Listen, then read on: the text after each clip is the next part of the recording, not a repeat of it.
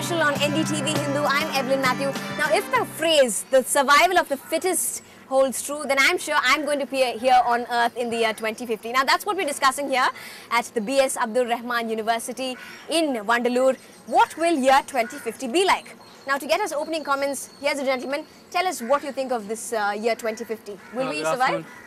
It's very ironical we keep talking about the fact whether we will survive till 2050 and how the future would be, jet planes and robots.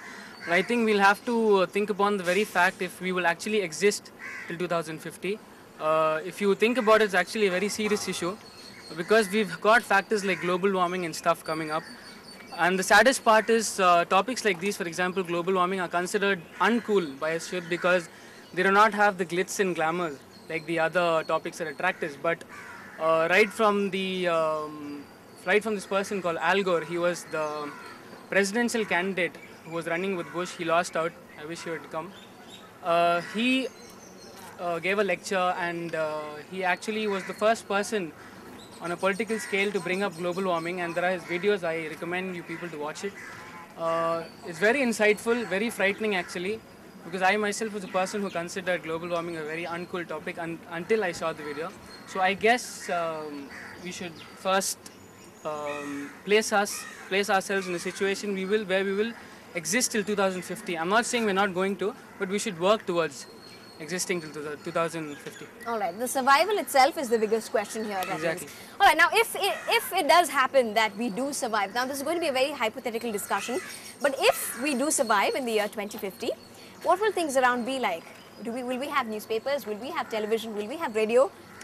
Okay, if we survive in 2050, I don't think, when we survive, maybe there won't be human people will have brain chips maybe inserted into them whenever they are getting up, and the transport system will change. It'll be more like flu powder transporting, or maybe they'll use some, what we see in the Harry Potter movies, all those artificial things. Floating devices, yeah, floating. Yeah? And then they'll have this instant transmission thing where people can think where they have to go, and that present second they'll be there at that place. Right. So it'll be like that maybe. Almost like a time machine. Yeah, maybe, and food part, I think they'll be given some, something like which will be electrical, which can recharge ourselves. We'll have to eat only once, and then we can recharge ourselves through something like electrical food part, something like that. Oh my God, that's going to be deadly. I wouldn't want that taste factor to go away. Do you think a pill a day would keep the doctor away, or you would still be able to savor the food if it was in a pill's form? That is a point. If at all I'm gonna survive till 2050, I think I'd wish that I wouldn't, mainly because it's something I read in this book called Dilbert Future. What it says is, if I'm gonna survive, I'll be maybe in my 60s, and these kids, they'll be genetically modified and they'll be perfect. Now we want our hosts and all to be more like Barbie dolls. Maybe then later you'll want your girlfriends to be more like Barbie dolls, and then relationships is not gonna work. Now people break up through SMS. Maybe in the future you can get divorced through an SMS. Just an SMS. Okay. Just an SMS, maybe for free. Maybe that'll be the positive attitude of it. Let's get some more points of view. Yeah. If we do survive on the 2050, the lifestyle of ours will be extraordinary. It will be changed radically. Hence, the cars and the automotive will be changed. Transport-wise, right? Yes, transport-wise, it will be the source of the change. It is. Maybe we might just have our own flights or jets with our registration numbers, right? It will be replaced by the electricity. It will be charged just like a cell phone. Even a fraction of a minute, we can recharge the whole thing system, and we can rash off in the road. And the money transfer is radically will be changed. So we use fingerprints and the eyeball to transaction money. We will keep the account with it. Yeah, in fact we even see a lot of that in the movies today also, right? Yes. Fingerprints and eyeball. So the things will be changed. The technology will be improved. As it improved, we become the lazy. The machines will be our slaves, and it will carry out on all the works. So we will become lazy. This will impact on our life. Already now we got lots of disease. Then the medical field is getting richer. They will be leading a royal life. What will be the solution for it? All right. Yeah, that is something that would be worrying a lot of us. Robots taking in, complete control of factories, just leaves us to do nothing at all. You have a point of view. Do you think technology coming to such a extent would really help us, or not help us at all? Yeah, it would definitely help us. As you can see, like technology has been like in foremost of everything we do today.